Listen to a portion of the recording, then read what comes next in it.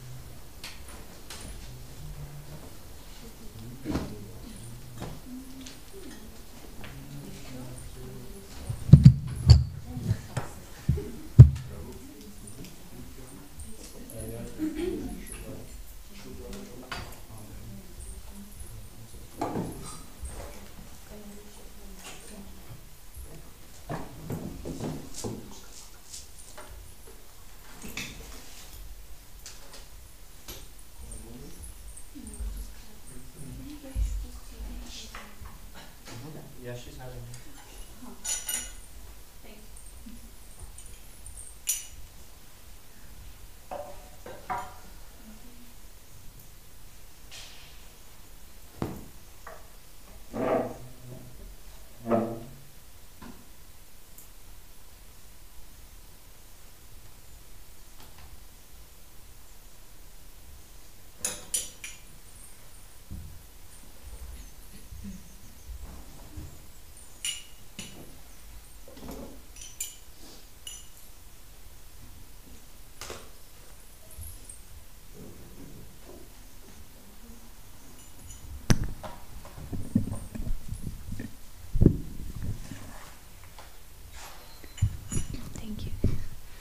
Jaya Radha Madhava Kuja Bihari Gopijana Vallabha Girivaradari Jai Radha Madhava Kuja Bihari Gopijana Vallabha Girivaradari Jaya Radha Madhava Kuja Bihari Gopijana Vallabha Girivaradari Jaya Radha Madhava Kuja Bihari Gopijana Vallabha Girivaradari Yashoda Nandana Vraja Jana Ranjana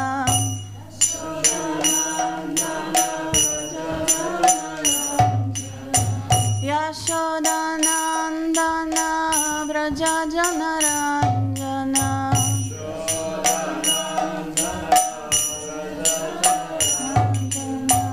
Yamuna Tiravanachari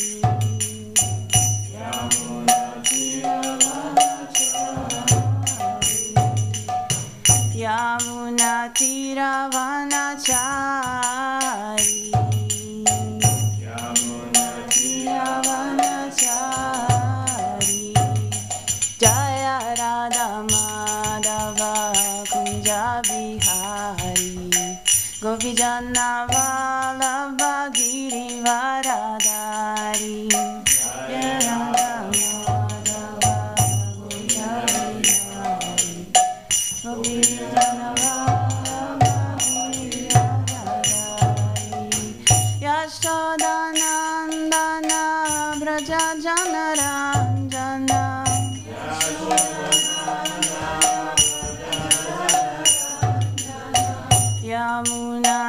Tiravanachari Yamuna Tiravanachari Jaya Radha Madhava Kunja Vihari Gopijana Vallabha Girivaradari Jaya Radha Madhava Kunja Vihari Gopijana Vallabha Girivaradari Yashoda Nandana Braja Janaranjana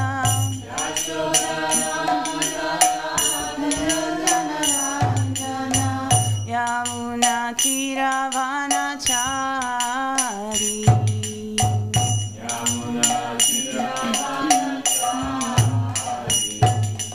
Hare Krishna Hare Krishna Krishna Krishna Hare Hare Hare Rama Hare Rama Rama Rama Hare Hare Hare Krishna Hare Krishna Krishna Krishna Hare Hare Hare Rama Hare Rama Rama Rama Hare Hare Hare Krishna Hare Krishna Krishna Krishna Hare Hare Hare Rama Hare Rama Rama Rama Hare Hare Hare Krishna Hare Krishna Krishna Krishna Hare Hare Hare Rama Hare Rama Rama Rama Hare Hare Hare Krishna Krishna Krishna Hare Hare Hare Rama Rama Rama Hare Hare Hare Krishna Krishna Krishna Hare Hare Hare Rama Rama Rama Hare Hare Hare Krishna Krishna Krishna Hare Hare Hare Rama Rama Rama Hare Hare Hare Krishna Krishna Krishna Hare Hare Hare Rama Rama Hare Hare Jaya Goranita Jaya Goranita Jaya Goranita Jaya Goranita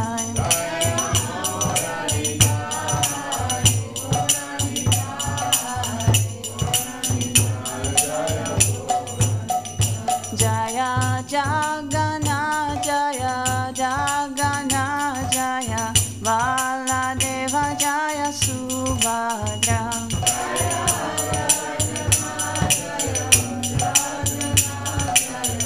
Baladeva Jaya Subhadra Jaya Prabhupada Jaya Prabhupada Jaya Prabhupada Srila Prabhupada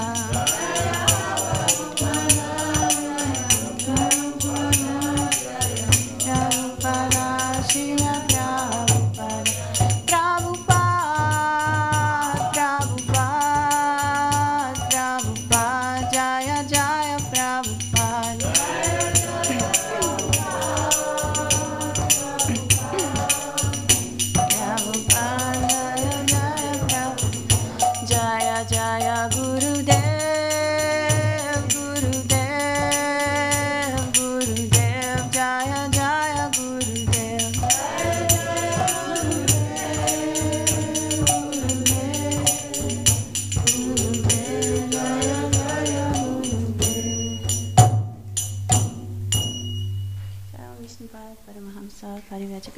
Sutara Shota Shrimati Isi Bhaktivedanta Swami Srila Prabhupada Ki Jai.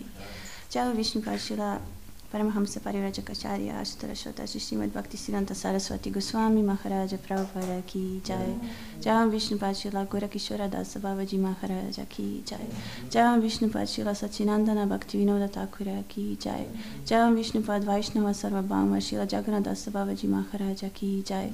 Jai Shri Rupa Sanatana Bhata Raghunatha Shri Jiva Gopala Bhata Dasa Raghunatha Sad Goswami Prabhu Ki Jai. Namacharya Srila Haridas Thakur Ki Jai. Prem Sakaho Shri Krishna Chaitanya Prabhu Nityananda Shri Advaita Gadadhara Shri Vasudeva Gaura Bhakta Vrinda Ki Jai. All glories to the assembled devotees. All glories to the assembled devotees. All glories to the assembled devotees. All glories to Shri Guru and Guranga. All glories to Srila Prabhupada.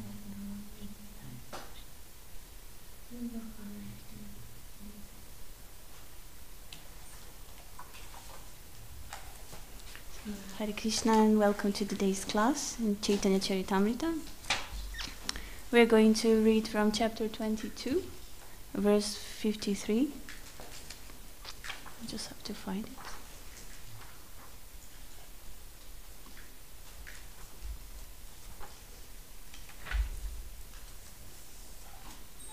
it. So the chapter is entitled The Process of Devotional Service.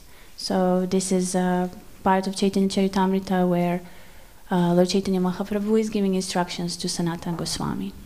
And based on these instructions, Sanatana Goswami and Rupa Goswami, they composed many books about the process of devotional service because they were, in a certain way, pens of Lord Chaitanya Mahaprabhu, because he didn't leave anything but Shikshashtakam as something written for us, instructions, but he gave an instruction to them to write and to enlighten the world in the process of devotional service. Jaya Jaya Sri Chaitanya Jaya Nityananda Jaya Dvaita Chandra Jaya Gaura Bhakta Vrinda Jaya Jaya Sri Chaitanya Jaya Nityananda Jaya Dvaita Chandra Jaya Gaura Bhakta Vrinda Jaya Jaya Sri Chaitanya Jaya Nityananda Jaya Dvaita Chandra Jaya Gaura Bhakta Vrinda.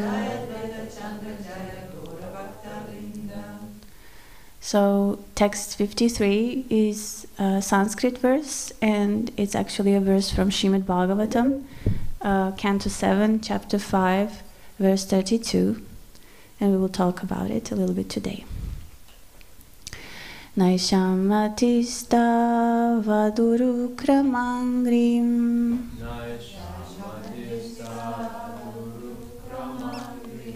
Naishamatista vaduru kramangrim Srishatanarta pagamo yadartaha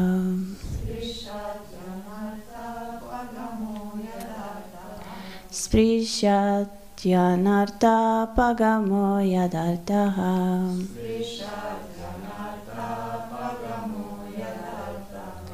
Mahiya sampadarajo-bhishekam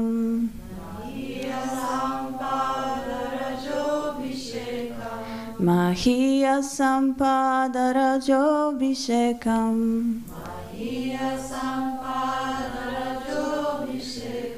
Nishkinchananam navrinitayavat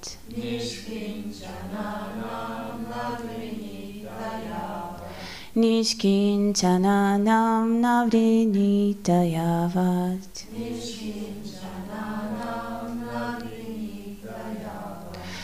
Naishamatista vaduru kramangrim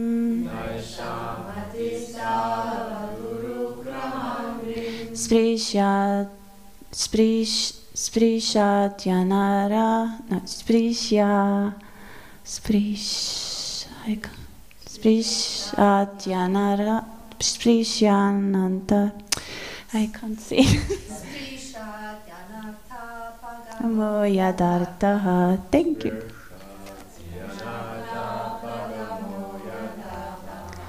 Mahiya sampadarajo vishekam Nishkinchananam navrinitayavat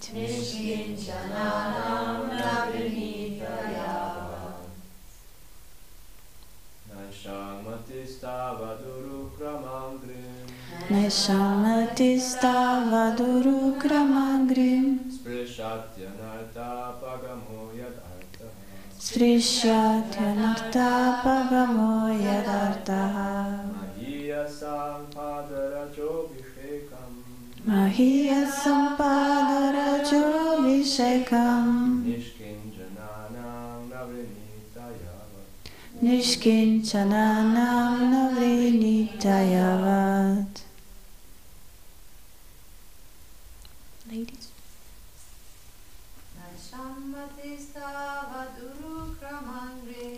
Naishamatisthavaduru kramagrim Sprishyatyanartha pagamo yadartaha Mahiya sampadarajo vishekam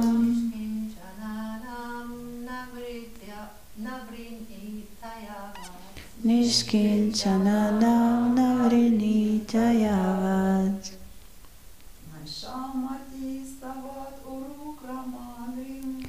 Naishamatisthavaduru kramagrim Sprishyatyanartha pagamo yadartaha Mahiya sampadarajo vishekam Nishkinchanam navrinitayavat Naishamatisthavaduru kramagrim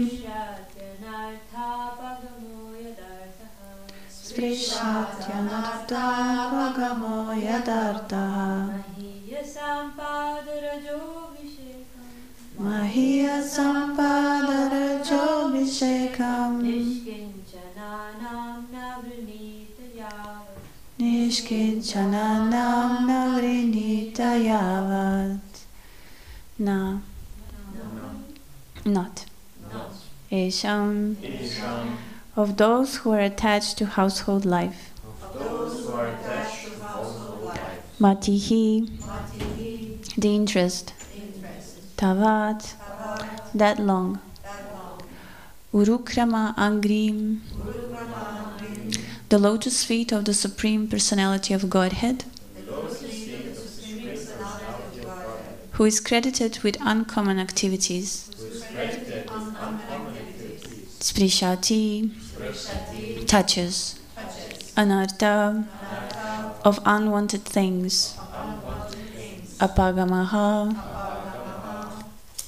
vanquishing. Yat, of which. Artaha, result. Mahiyasam, of the great personalities, devotees. Padarajaha, of the dust of the lotus feet. Abhishekam, sprinkling on the head. Nishkinchananam, who are completely detached from material possessions. Navrinita, does not do. Yavat, as long as.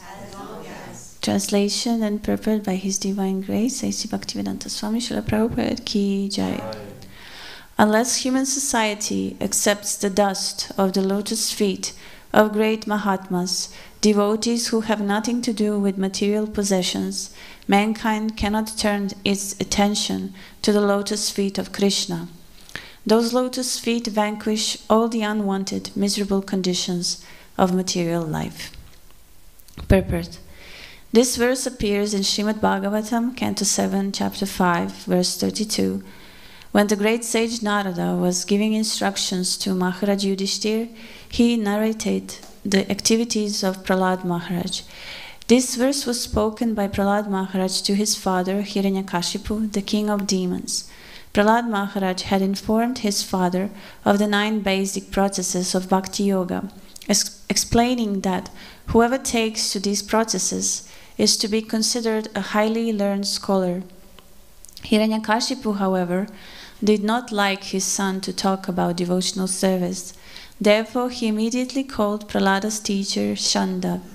The teacher explained that he had not taught devotional service to Prahlad, but that the boy was naturally inclined that way. At that time, Hiranyakashipu became very angry and asked Prahlad why he had become a Vaishnava.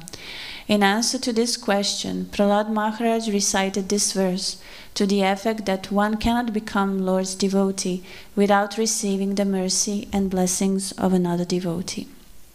So the verse again: unless human society accepts the dust of the lotus feet of great Mahatmas, devotees who have nothing to do with material possessions, mankind cannot turn its attention to the lotus feet of Krishna.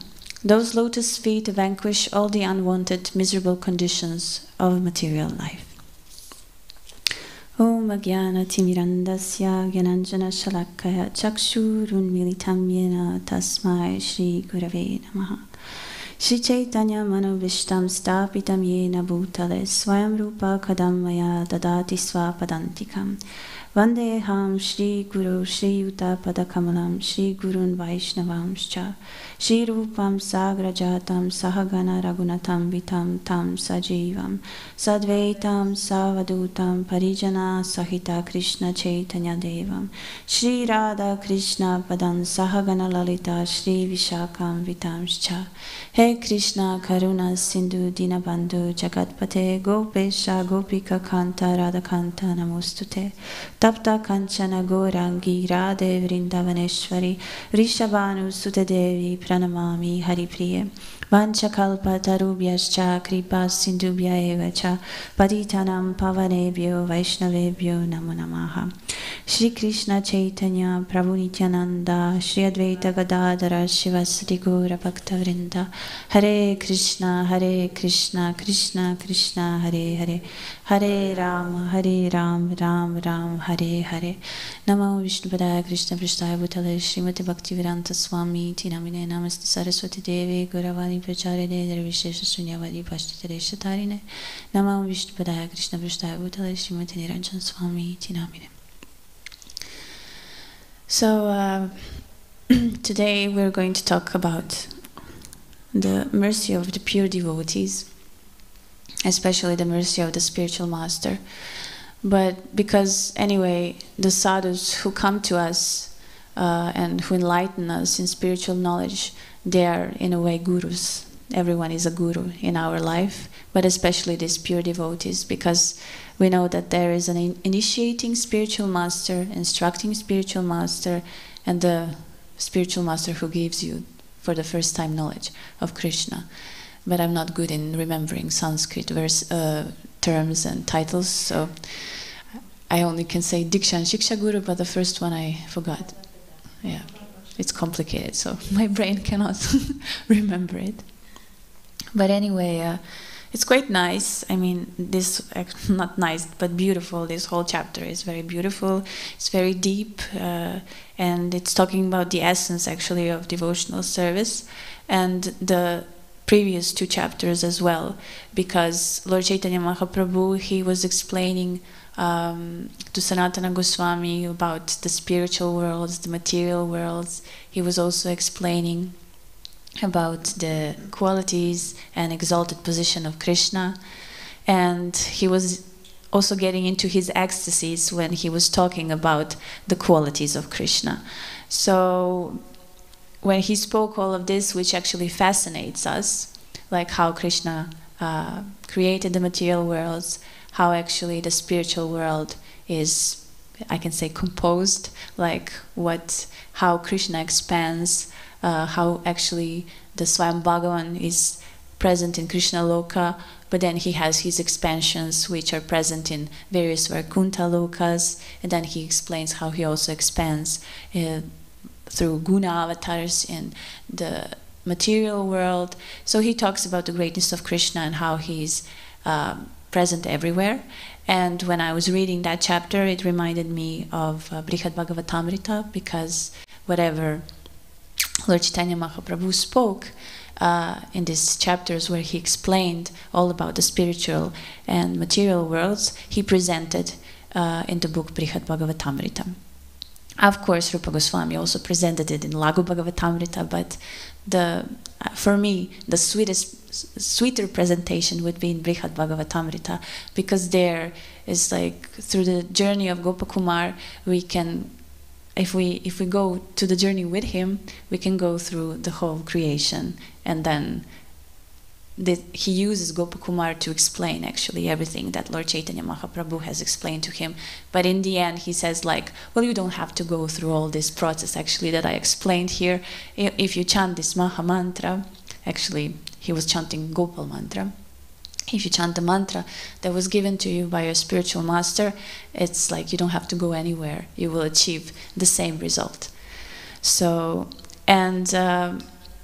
so let's say this is like this is my realization of what I read and how I perceived it, and of course how the acharyas also perceived it. But when we read something, we also have some kind of glimpses in our heart, how like revelations. We had a sangha yesterday in our home, and we were talking about the power of the Maha Mantra and what actually Maha Mantra changes in us, and what are the benefits that we receive through the chanting of the Maha Mantra. And then Akandati Prabhu said how, and some other devotees also spoke about it, how the benefit is also that when we chant, all this knowledge is revealed in our hearts. Because if you had the experience of reading the books at the beginning, you have, I hope, I have the experience that first I didn't understand things, but through time, through chanting, through practicing the process of devotional service, you just get like this revelation. And that's why it's very nice to always read Srila Prabhupada's books and always read Srimad Bhagavatam, Bhagavad Gita and Chaitanya Charitamrita, because each time you read it, there is something new that you notice that gets revealed, or it's just like going deeper and deeper into the knowledge. And for example, great acharyas and especially Goswamis, they had this ability that they had the verses presented in a certain way, but they would find like new meanings which connected the verse to Krishna. So that also means like going deeper and deeper and seeing even newer and newer meanings which are connected with Krishna. They're all connected in a way, they're not separate, but it's like something more is added to it. Yeah, and I think I like, I should explore more about him. I only heard about him in the lectures of, what's his name? I'll remember. But anyway, his name is Hari Sauri, and he would give like commentaries on Srimad Bhagavatam, and he would make like beautiful pictures of Krishna seeing in all these verses and giving his explanations. But that was a little bit of a digression through to what I was going to speak about. So, so what I was mentioning is that that Lord Chaitanya Mahaprabhu, he explained all these things about Krishna, and he became so ecstatic about Krishna and totally immersing in his ecstasies. But then he came to his like external consciousness and proceeded further to explain to Sanatana Goswami how actually one can achieve all of this that he was talking about. And therefore, in chapter 22, he describes the process of devotional service, and he says that how we will not achieve Krishna by yogic processes or mystic yoga processes, or by accumulating knowledge, or by performing severe austerities and so on. We can only reach Krishna and start the process of devotional service by the mercy of a pure devotee. So that's what Lord Chaitanya Mahaprabhu is emphasizing here, and that is what is emphasized in this verse. And this is a verse that was spoken by Prahlad Maharaj to his father, Hiranyakashipu, because Hiranyakashipu, he asks him, like, why have you become a Vaishnava? And then he says, like, well, the only way you can become a Vaishnava or a devotee of the Lord is if you receive the mercy of the Lord. And then I went to think, like, oh, it's not like something that, that was my thinking, because it was in my personal life like that. It's not like you're walking down the streets and you're thinking, like, I want to become a devotee, and I think I should find this other pure devotee who can give me this knowledge. Of course, there are some lucky souls who have advanced during their lives in this material world, that they have this consciousness, but usually most of us, we don't. And somehow I have a feeling like, just because of the mercy of the pure devotee, we become devotees. It's his desire. And it's a nice explanation that's given by Gaur Govinda Swami. And I wanted to speak about his explanations in this class, because he is the one who connected me personally to the notion of the spiritual master and who is actually a pure devotee. Because Lord Chaitanya Mahaprabhu, in all these verses that you will read in this chapter 22, he will actually explain who is a devotee. He will explain who is a neophyte devotee, who is Madhyama devotee, who is an Uttama Adhikari, and then he will also talk about the qualities of the sadhu. So he's the first one who will give us the seed of bhakti. But then when the spiritual master gives us a seed of bhakti, and when we start to practice devotional service, it's usually the Vaidhi bhakti, so the regulated practice of devotional service. But then again, to come to the platform of spontaneous devotional service, we also need a devotee. We have to always follow the footsteps of those who have developed a certain relationship with Krishna. Usually it's the same person, but this is just something that Lord Chaitanya Mahaprabhu will explain. And in today's world, sometimes it's very difficult to encounter a pure devotee. First of all, they're very rare. And second of all, there are so many so-called gurus in the world. Everyone is an expert in something spiritual. And especially today, in the modern world, in a way, anyone can be a guru. Because what I've noticed, I like to sometimes read books on self-help and even like this New Age spirituality, because I find them very interesting. But what I've noted, and especially at the beginning of my Krishna consciousness, I would read it even more, because I always liked to connect everything and how it's.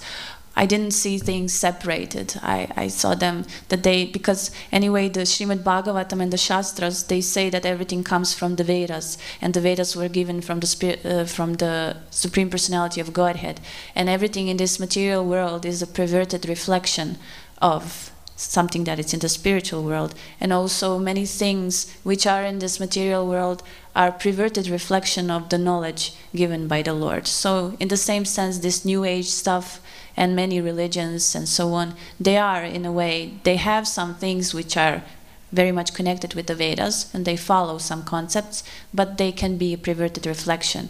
And for example, today, even if you're not very spiritual, like going into spirituality, people are exercising this mindfulness and positive thoughts and so on. But these are like prayers and meditations on the universe, and actually eliminating God in a way, because we are trying to be God, because we have the power of the thoughts and power of the mind, and therefore we think that we are the creators and so on. So these are some of the things how people are going in the wrong way, and how they think that actually they are gurus, and also like they have this connection with themselves in the heart, this intuition, which sometimes can be very tricky, and then they think that they got some revelations. It's not like that some people are not qualified. Maybe they are. But then in all this sea of all these realizations, conceptions, and all of that, you might get you confused, that like you don't know which way to go, what to do, and so on. So there are many gurus generally in the world. And also there are many people who consider themselves gurus in various traditions. And I liked Guru Govinda Swami because he would always say that even though sometimes in certain movements people were disappointed because some gurus were not what it seemed that they were, still he said, like, Srila Prabhupada was so powerful. We know how powerful he was and how pure he was. So isn't it strange that he wouldn't leave pure devotees on this earth? And he would also say, like, if pure devotees didn't exist on this world, then how would Dharma be not established, but yes, upheld? How would it be? Because it's still going on and people are practicing, so they must be there. And I liked it because he would explain who are these sadhus, and he would try to encourage people, like, how to find them, because sometimes it seems that it's very difficult and it's not so easy. It's not like we can just say, oh, I think I want a guru. I mean, maybe we do, but it's not that simple. And then it's very nice how he writes in his books, and I brought them here, and I will recommend them because I think that they're very important. So Shri Guru makes Krishna appear in your heart, and Shri Guru lotus in the ocean of Bhakti Rasa, and his biography and also the teachings is called When Good Fortune Arises. So basically we are all very fortunate here who are now in the temple room, because for us good fortune did arise because we met a guru. And as I said at the beginning, there are various types of gurus. So there is an instructing guru and the guru who gives an initiation. And usually the first guru that we encounter in ISKCON is Srila Prabhupada, because we become connected to him through his books, and he's giving us this knowledge. And then through other devotees as well. So Srila Prabhupada is actually an example of a perfect pure devotee, a perfect Vaishnava. And Guru Govinda Swami, he explains the heart of a Vaishnava. And he explains how they're the ones who see the suffering of this world, and they are so empathic to the suffering that they beg Krishna to come. So that's the quality of the sadhu. And that's why we become devotees. We get this opportunity to practice Krishna consciousness, to be in the process of devotional service just because of their desire. And yesterday, 2 times, it was mentioned, I don't remember in which context they gave an example, but for me, in this example, this is very suitable, that devotees many times would drive with Srila Prabhupada in the car, and then Srila Prabhupada would observe the world around him while he was driving, and he would start crying. And he would always say to his disciples, like, you don't know how much they are suffering, actually. So this is a heart of a Vaishnava. And then Guru Govinda Swami, he gives an example of Narada Muni, which is actually mentioned in Srimad Bhagavatam, in Canto 10, I think it's chapter 70, where Narada Muni comes to see Krishna in Dwarka. And then he says, well, I'm coming from the material world, so I'm paraphrasing, but you can read it in Guru Govinda Swami's books. So I'm coming from the material world, and these jivas, they are all suffering so much. So please, can you come and please deliver them? So just because of the crying sadhus, the pure devotees, we get the opportunity to become devotees. And they are the ones who are actually giving us everything that we need. Because we, by constitutional position, are the eternal servants of Krishna. And that is the only position in which we can be happy. And therefore, so the material stuff definitely won't bring us any happiness. It will only bring us misery. And we can see that throughout our lives. Like, whatever was given to us, again, talking from my experience, even if sometimes I would get things that I really, really wanted, and I was happy for maybe a week, but then I would think like, okay, what's next? Because, yeah, it was so, but I remember it. Anyway, you know, ladies, they like romantic stuff. So I got this boyfriend, and I was like, wow, this is totally out of the movie. This is what I wanted. And I remember, I mean, that's like an indication that we are something wrong. I also remember that I was sitting on a balcony, I was thinking like, is that all that life gives? Like, that's all? Like, it sounds a little bit, I don't know, like that's the pinnacle of life. Like, no. And then it all faded away. It didn't work out very well. But anyway, there's a reason why, and then the book's told why. But I'm just saying how, in my example, it was this when I was thinking about that. But I'm certain that in many other lives of other people on this planet, they also have some desires, and then they realize that when it's fulfilled, then okay, they're happy, but it doesn't last so much. There is no satisfaction.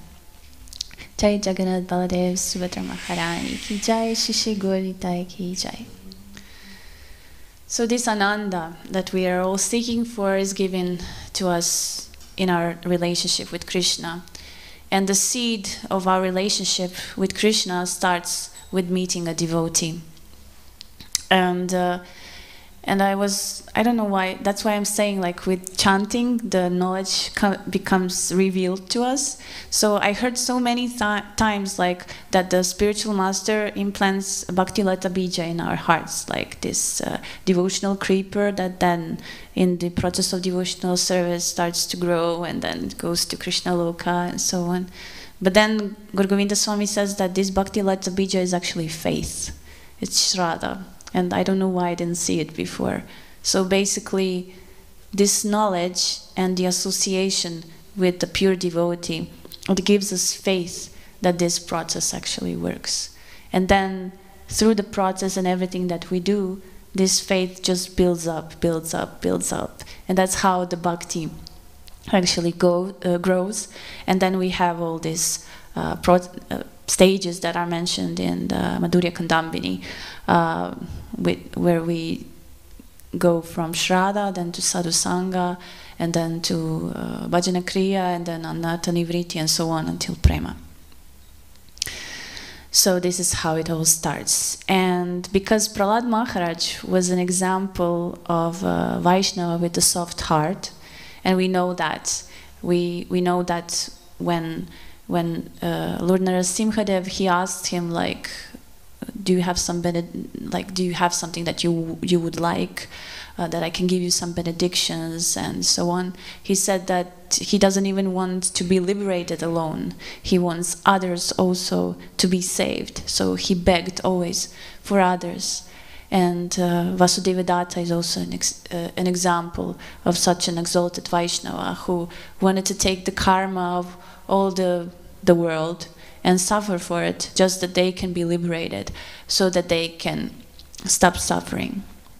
And therefore, that's why Prahlad Maharaj says that if human society doesn't accept the dust of the lotus feet of a great Mahatma, so devotee who has nothing to do with material possessions, mankind cannot turn its attention to the lotus feet of Krishna. And to accept the dust of the lotus feet of great Mahatmas is actually to accept their mercy, to accept the knowledge that they give, to accept this implantation of the faith in the heart. But what is also nice is that sometimes it happens to us unconsciously in a way. It's not like we expect it. And that's why we don't choose to be a Vaishnavas. It's like it's the desire of the Vaishnava that he comes, he gives mercy, and so on. In the Bhagavad Gita, Lord Krishna says that we should not disturb people in execution of their activities. But then Srila Prabhupada says that the devotee does that. We actually, I mean, all the Sankirtan devotees say that actually we disturb people when we go out and distribute books, because we are trying to make them spiritual, but they are in their own world, going somewhere, doing business, they are in a hurry, and you're just struggling to stop them and like give them this beautiful knowledge so that they can have a better life. So this is like the mercy of the spiritual master. It's his desire, but also it's also a desire of the living entity, whether he is conscious of it or unconscious of it. It's a process that actually is evolving, happening through many lives. So there was somewhere a moment in which we desired to know something more, to at least understand who am I, you know, all these questions. Like the spiritual life starts with the questions: who am I? What am I doing here? Why is this world created like this? Is there a God? And so these are like these baby steps in spiritual life. And then the spiritual master comes and gives us these instructions. And we were also talking about yesterday something, because with Akandadi Prabhu, which I find also very important, and I saw it in an example of personally my spiritual master, and that is that yes, it is very important to receive a formal initiation, because it's like I don't know how to explain.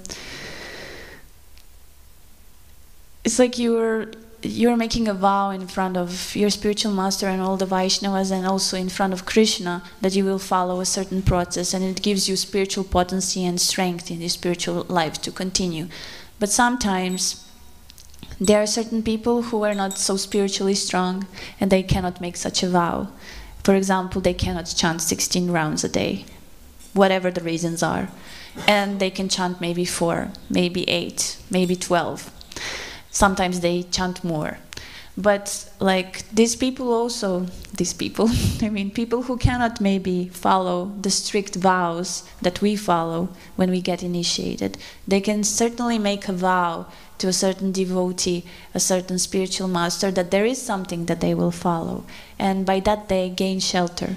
And then again they can grow in that shelter. So we were talking about how everyone, it doesn't matter on which level they are, of spiritual life, realizations, capabilities even, that they should be giving us shelter of a pure devotee, and in that shelter they would grow. And I like how sometimes we think of shelter, and again I'm speaking of myself, we have different conceptions of the shelter, but shelter actually means a shelter in which the faith is nourished. Because there were so many things happening in the past 4 years.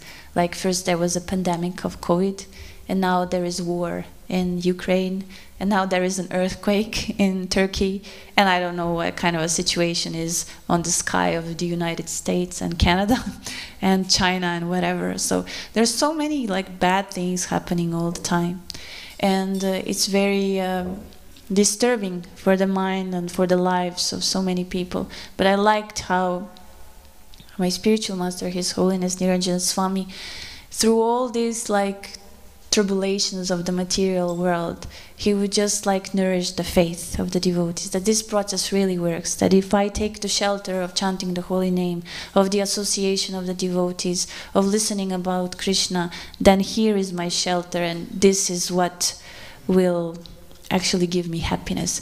Even if there is an end of my life, like even if I'm sick, even if I'm in a war situation and in 5 days I can die, still I have shelter, because this is a material sphere of life and there is a spiritual one, and if I go to the spiritual one, I am always sheltered and I am always saved, and so on.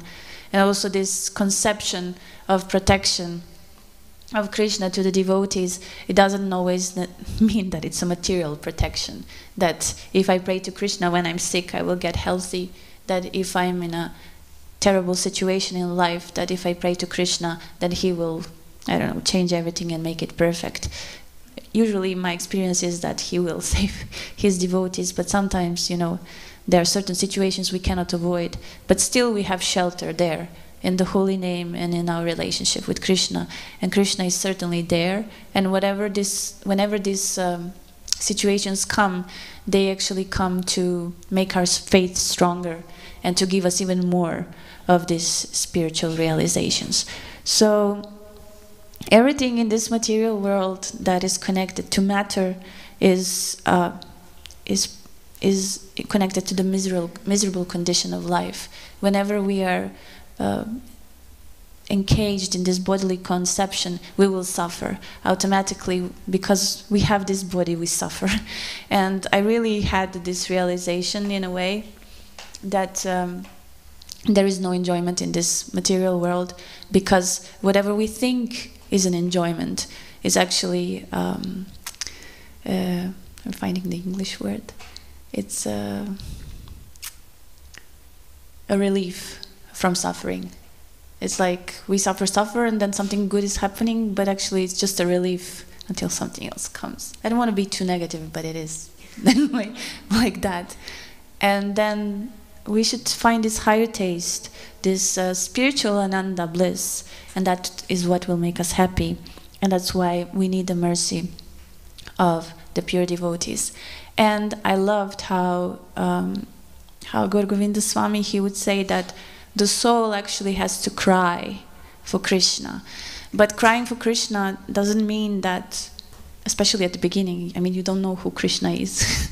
But somehow you cry because you know that this place is not the place in which you should be, and that you want something else, you want some spiritual realizations and so on. And in this crying, Krishna sends a devotee who will actually give you knowledge. And I will now talk about my personal experience. When I came to Krishna consciousness, I somehow got an association of people who had their own theories about what is Krishna consciousness, who is a guru, and so on. So I went from being a follower of ISKCON to being a Ritvik, even though I was not a Ritvik, but I was following people who were, because I was like, okay, yeah, sure, Prabhupada, yay, and so on. But also, it's very difficult because I had that experience to be in an association of people who in a certain way bewildered me, and in a certain way they broke my faith, because I didn't know who was, because you have to, when you give your faith to a pure devotee, you surrender fully, which means like whatever he says you do. And when you do that at the beginning of spiritual life, and then you are cheated or, I don't know, bewildered or something like that, it's very difficult to give faith again. So that's why I like Gaur Govinda Swami, because he came like in a perfect moment, and many people can witness to that, because also in the 80s and in the 90s there were some difficult stuff going on, and some people lost their faith. But he said that he was here to preach to the preachers and preach to the devotees who were in the institution, and he brought them faith again. And I know that when I saw him like on the video for the first time, I was thinking like, wow, like so much enthusiasm, and he was so funny. He was always chastising someone. I was thinking like, wow, he's so cool. And then I realized that he left his body and it was too late to meet him. But nevertheless, the devotee, the pure devotee, lives in sound, right? So the sound is the books that we have from him, like we gain knowledge from Srila Prabhupada. So anyway, he said we should cry for Krishna, and then Krishna sends a guru, and then in this crying of the soul, then the pure devotee approaches us. And because I was in these situations, and somehow I got his books and I was reading them, and I was like, okay, like let's see. And what it's also very interesting that what he writes in his books is also what is a disciple, like what is the attitude of a disciple, how a disciple should act, what are the qualities of a disciple. And this is very good for your own introspection to see like where you are. But what I realized that in this crying, the guru did come. It was so fascinating, and through the years, as the years go by, then it's like a puzzle that you have, and then the puzzles, they connect into a picture, and it's just an amazing thing how when there is a desire in the heart. And that's why it's very good to introspect and to see like who we are. And that I mostly speak of this because there are some devotees who are not yet initiated and they are searching for a guru. But like to introspect, am I crying enough? Like, because if you cry, really cry, that you want to get out of this and that you want to really meet the person that can give you this knowledge in which you can have your full faith, then this person will come. And definitely, like for instance, he explains like how can you know if you had a darshan of the guru? And when I read this first time, I didn't understand. But when I met my spiritual master and read this again, then I understood what he said. And it's so interesting when he writes. He says like, you will know that you had the darshan of the guru if when you see him your bhava increases so much that you want to serve him and that you want to like dedicate your life to the devotional service. And that is so true, because usually it is written in the shastras that what does the disciple do when he meets the guru? What's the first thing? I mean, if he has this real darshan, what will he say? You know? What can I do for you? Yes, how can I serve you? So that's like very nice also to know. So anyway, this is how you can get there. And then he describes, for instance, like what is the Vaishnava heart, which I explained already, how he asks Krishna and how he sees the world suffering and how he prays for it. And I was in Budapest in December last year, and then I had a walk with Krishna Kund Mataji. She's my god sister also, and a senior also devotee, wife of Madhavananda Prabhu. And then we spoke about, usually you speak with your god sisters and god brothers about your guru and how you met him and blah blah blah blah. And then she told me how even before I met my spiritual master, he told her and Madhavananda Prabhu that it's very important that someone comes to Switzerland, like because there's a girl there and like she needs like help and so on. And when I heard that, like you get your heart softened. So this is the heart of a Vaishnava. Like he even thinks of very insignificant people who just, I mean, I just wrote one letter and he didn't know me and I didn't want to go through the devotees because I didn't trust anyone. So I sent it through the post office to the temple in Boston and I waited for the answer for 6 months and so on. But I'm just saying how this is the heart of a Vaishnava and this is my realization of my spiritual master. Everyone has their spiritual master and their realizations, but this is how a Vaishnava acts. So by his desire we become devotees actually, and we should cry to Krishna so that he can send us such person, and such persons exist on this planet. And that's the faith that Gaur Govinda Swami gives to the world through his books. And also like how to associate with the Vaishnava even though he's not physically present. So he talks about all these things. So the first step, even in the process of regulated devotional service, which is described in Nectar of Devotion and Bhakti Rasamrita Sindhu, is that we have to approach a guru. The Bhagavad Gita says we have to approach the one who has seen the truth and inquire from him submissively and serve him. So this is the first step actually. In the association of the sadhus, this is the step we have to take. And if you want to know more about how it is done, then you should read his books, definitely. And this is how the whole process of devotional service starts. And this is what Lord Chaitanya Mahaprabhu actually explains. So I'm done now. If you have any comments or questions, you're more than welcome.